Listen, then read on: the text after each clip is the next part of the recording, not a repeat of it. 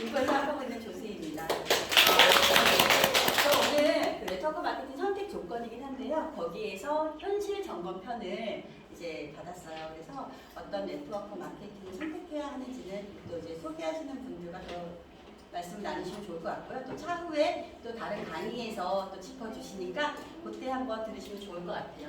오늘 저는 좀 무거운 얘기예요. 현실 점검. 저한테는 무거운 얘기인데 우리 여기 리더님들은 현실 점검에서 가벼운 마음이셨으면 너무 좋겠어요. 근데 저는 좀 무겁더라고요. 이거 한번 시작 한번 해볼게요.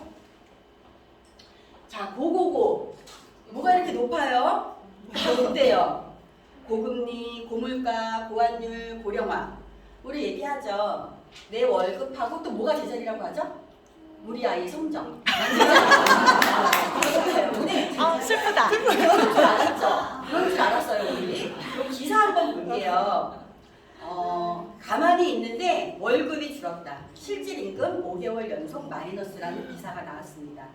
근로자 1인 임금 총액이 5.1% 증가를 했어요, 분명히. 증가를 했는데 소비자 물가 지수는 5.6%가 상승을 한 거예요. 그래서 실질적인 바로 그 임금이 4월부터 5개월 연속 감소가 됐다고 합니다. 그러니까 이것도 다 예전 말인 거예요. 그래서 이제는 월급은 제자리가 아니다.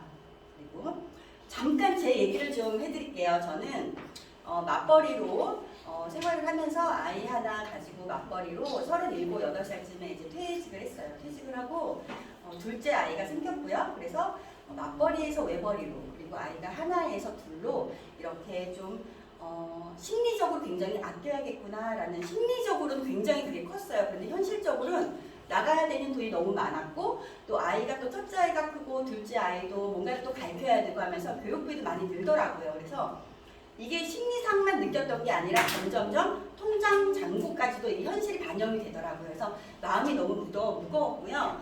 또 제가 지금 현재는 44살인데요.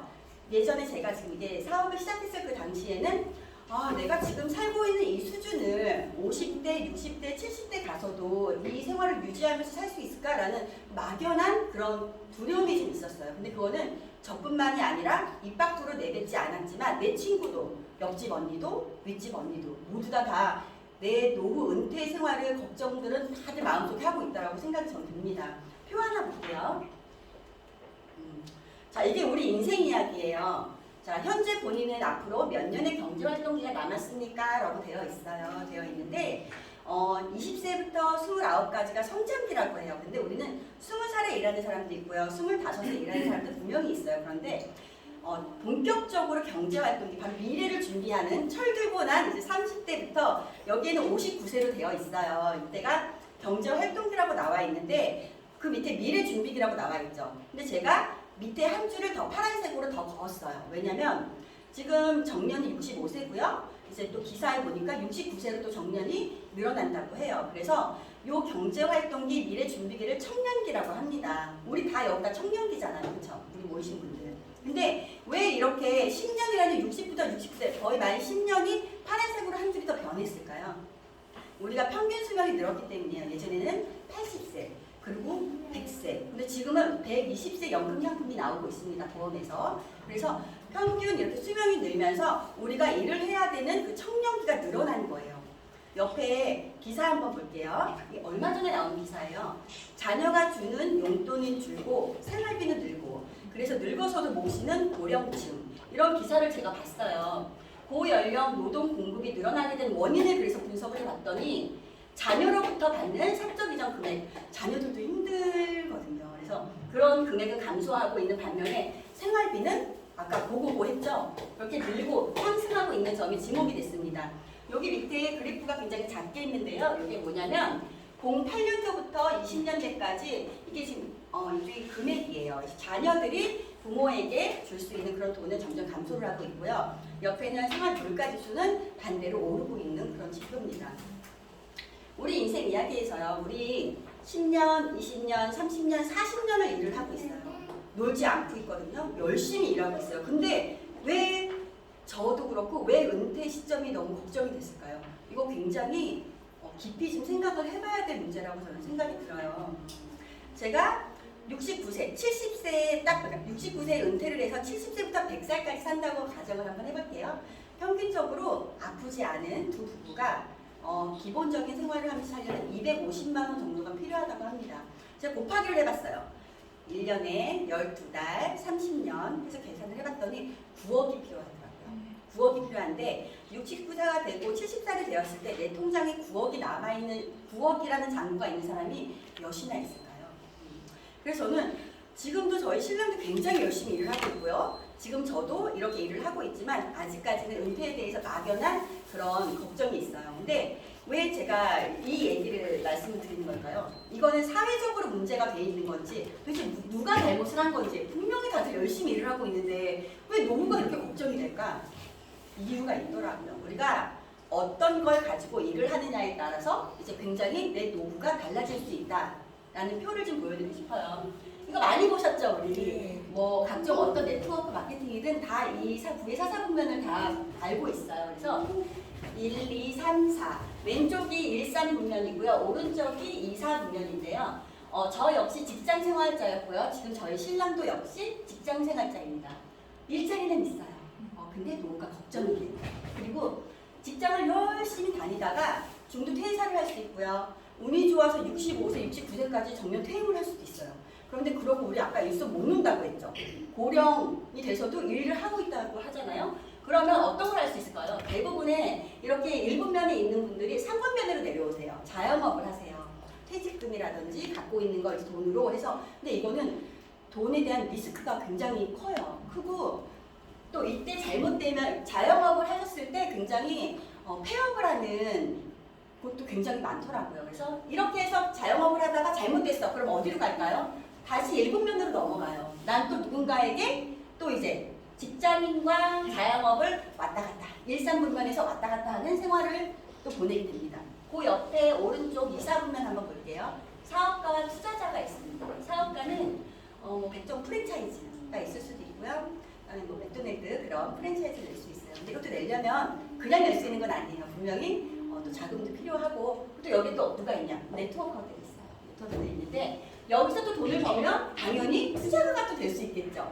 그래서 이 보면은 1,4분면은 1,3분면에서 2,4분면은 2,4분면에서 왔다 갔다 할 수 있는 그런 이제 표를 보여주시는 거예요. 그래서 1,3분면은 저 역시도 그랬고 많은 분들이 또 제 주위에 있는 모든 분들이 다 이렇게 노동으로 내가 내 시간을 내서 꼭 일을 해야만 돈이 생기는 이런 노동소득을 하고 있고요. 우리가 지금 여기 앉아서 이렇게 또 강의도 듣고 또 모든 분들에게 좋은 비전 나누는 걸 하고 있는 이유가 바로 시스템을 만들기 위해서예요. 나만 알고 있는 게 아니라 내가 아는 건 또 내 지인한테도 알려주고. 근데 우리가 이상한 거 알려주는 거 아니잖아요. 다 같이 열심히 은퇴 생활도 정말 여유롭게 잘 보내자고 이 일을 하고 있는 거기 때문에 이렇게 2, 4분면에 있는 곳은 권리소득이라고 해요. 자산소득이라고 하는데 이거를 좀 쉽게 얘기하는 그림이 바로 옆에 그림이에요.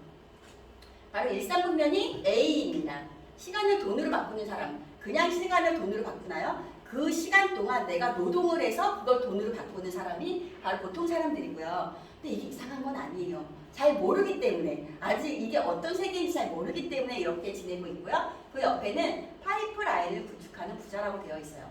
지금 현재 바로 잘 되시는 분들도 계시고요. 저처럼 좀 느리게 성장하는 분도 계세요. 근데 점점점 파이프라인을 길게 구축하는 거예요. 시스템이죠. 내가 아는 걸 좋은 사람한테 또 알려주고 그 정보를 받은 사람이 또 다른 사람한테 정보를 주는 그런 파이프라인을 구축해서 우리가 좀 더 부자라고 되어 있지만 우리가 생각하는 부자는 제가 내리는 정의는요. 지금 당장도 중요하지만 노후에 은퇴했을 때 얼마나 여유롭게 지낼 수 있느냐가 정말 진정한 부자라고 저는 생각을 하거든요. 그래서 이렇게 될 수 있습니다. 그래서 우리가 지금 2022년도 하반기잖아요.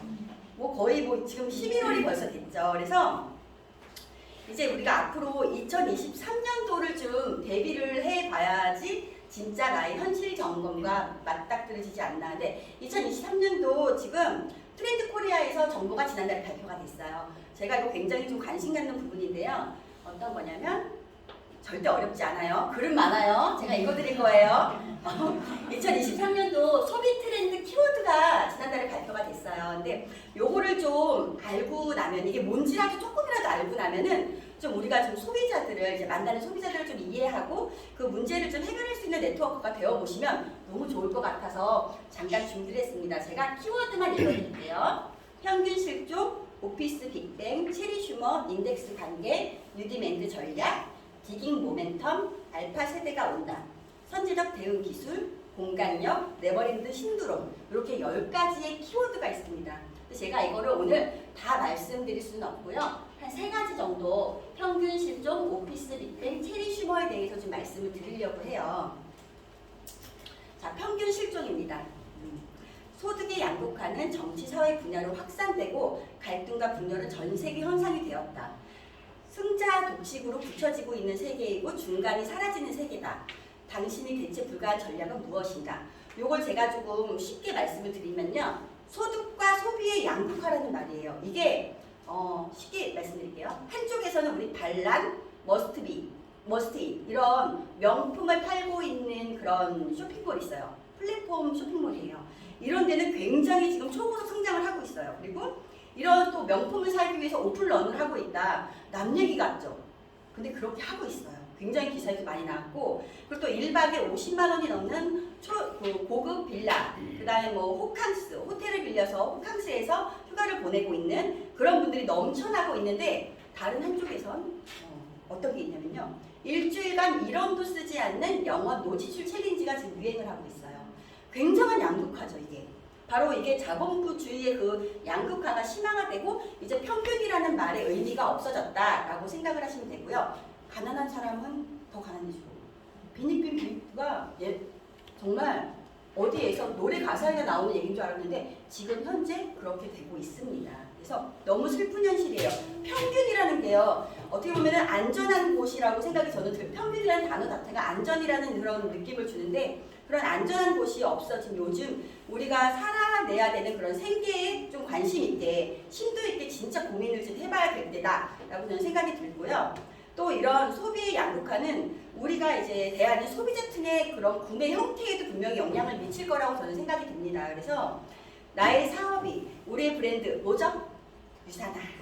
유사나가 어떤 소비자들이 좀 속해져 있는지 그런 타겟팅과 나만이 갖고 있는 좀 페르소나를 좀 한번 점검을 해볼 필요가 있지 않나 하는 의미에서 제가 평균 실종을 좀 말씀을 드렸고요. 두 번째, 오피스 빅뱅이에요.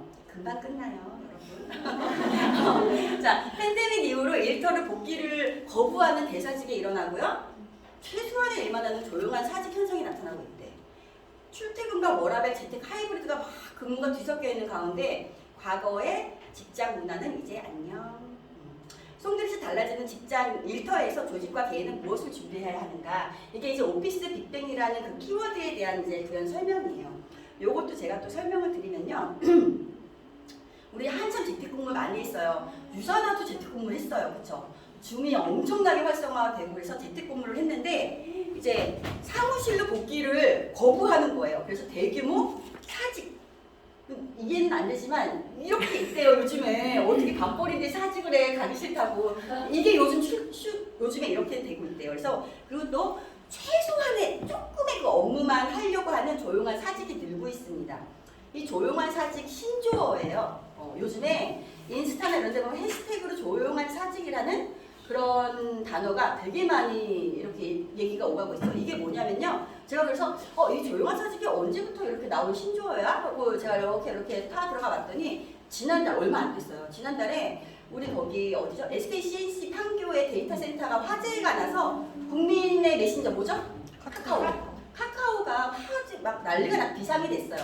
카카오 메신저뿐만이 아니라 금융 쪽 관련해서 뭐 선물하기부터 시작해서 뭐 모두 다 이제 아주 뭐 난리가 났는데, 이제 직장인들끼리 익명으로 커뮤니티에 있는 그 앱이 블라인드라는 그 앱이 있는데 거기에 글이 하나 올라온 거예요. 누가 올렸냐? 카카오 직원이 올린 거예요. 뭐라고 올렸냐면요. 일단 제 세대는 너무 좀 말이 안 맞는 말인데 어떻게 올렸냐면, 자, 나는 나라 구하는 보람으로 일하는 것도 아니고 오너도 자본주의를 좋아한다는데 책임감 같은 거 가질 필요 없지 않나? 이런 장애 대응 보상 가이드라인이 무급이래. 그래서 나는 그냥 쿨하게 노는 중이야. 이런 글을 이제 그 브라인드에 올린 거예요. 근데 그래서 이 글을 둘러싸고 이제 갑론을박이 막 이제 벌어졌겠죠. 벌어졌는데 저는 이 글을 보면서 요즘 2030들이 가지고 있는 생각이 이렇구나. 이게 잘못된 생각이라고 하기에는 그래 자본주의 사회에서 돈 받는 만큼만 일하는 게 요즘의 2030 세대들이구나. 그걸 좀 느끼면서 이것도 한번 생각을 해봐야 될 문제다. 우리가 이렇게 생각을 했고요.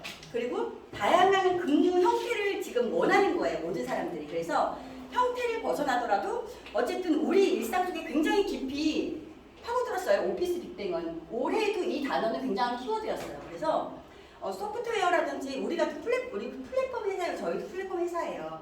플랫폼 회사라면 재택근무가 가능한 화상이나 온라인 협업과 같은 툴, 우리 유맵 있죠. 너무 잘 돼 있어요. 그래서 이런 기능을 추가할 수 있는 것 자체가 이것도 우리 유사나만이 갖고 있는 페르소나가 아닌가 저는 그런 생각이 듭니다. 괜찮으세요? 네. 말 너무 빠르죠? 어떡하지? 10분 만에 끝내야 돼서 체리슈머 마지막 키워드입니다. 체리슈머예요. 구매는 하지 않으면서 혜택만 챙겨가는 요즘 소비자를 체리피커라고 하는데 체리슈머는 한정된 자원을 극대화하기 위해 최대한 알뜰하게 소비하는 전략적인 소비자를 일컫는다고 합니다. 무지출과 조각 반반 공동구매를 전략을 구사하는 이들을 현대판 보릿고개를 지혜롭게 넘고자 하는 진일보한 합리적 소비자들이다 라고 되어 있어요. 요거는 우리 체리피커도 올해 키워드였어요. 체리피커 많이 들어보셨을 거예요. 이거 뭐냐면요. 할인할 때만 구매를 한다든지 구매하는 척하고 구매 안 하고 사은품만 챙겨. 이런 블랙 컨슈머들을 체리피커라고 해요. 은근 많아요. 은근 많아요. 그래서 근데 우리 생각해보면 2020년도에 들이닥 코로나 팬데믹으로 굉장히 불경기를 겪고 이거를 회복하기도 전에 올해 러시아, 우크라이나 그런 전쟁이 발발하면서 유가가 올라갔어요. 모유가 그리고 가스도 부족하고요. 원자재난이 지금 벌어지고 있는 가운데 그리고 어떻게 돼요? 인플레이션이 막 얘기만 많이 나오죠. 그래서 그 인플레이션을 낮추기 위해서 어떻게 하고 있어요? 기준금리를 높이고 있어요. 이런 우리가 혼란 속에 있는 이런 상황에 어떻게든 이건 21세기를 현명하게 극복하고자 나타난 그 소비자 집단을 바로 체리슈머라고 합니다.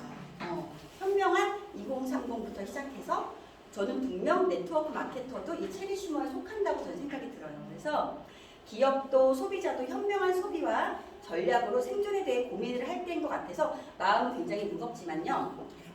여러분들은 네트워크 그거 무슨 일이야? 할 때 어떻게 소개를 하시나요? 저는 진짜로 이렇게 이런 말 많이 해요.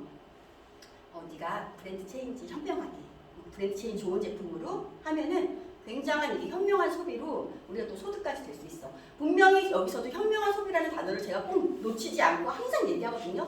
전 여러분들도 마찬가지라고 생각이 들어요. 그래서 요즘 이제 내년에도 이슈가 될 이 체리슈머는 우리 네트워커를 정말 지칭한 말이 아닐까라는 그런 의미에서 제가 이 체리슈머는 빨간 글씨로 이렇게 넣었고요. 이거 발표를 제가 좀 준비하면서 왜 네트워크 마케팅인가? 제가 생각하는 정의를 한번 만들어 봤어요. 이게 정답은 아니지만 저는 그렇더라고요. 볼게요. 네트워크 마케팅은 더 나은 미래를 준비하는 일이다. 꿈이라는 건 미래지향적이다. 그러므로 난 네트워크 마케팅으로 꿈을 이룰 것이다. 네, 여기까지입니다. 감사합니다.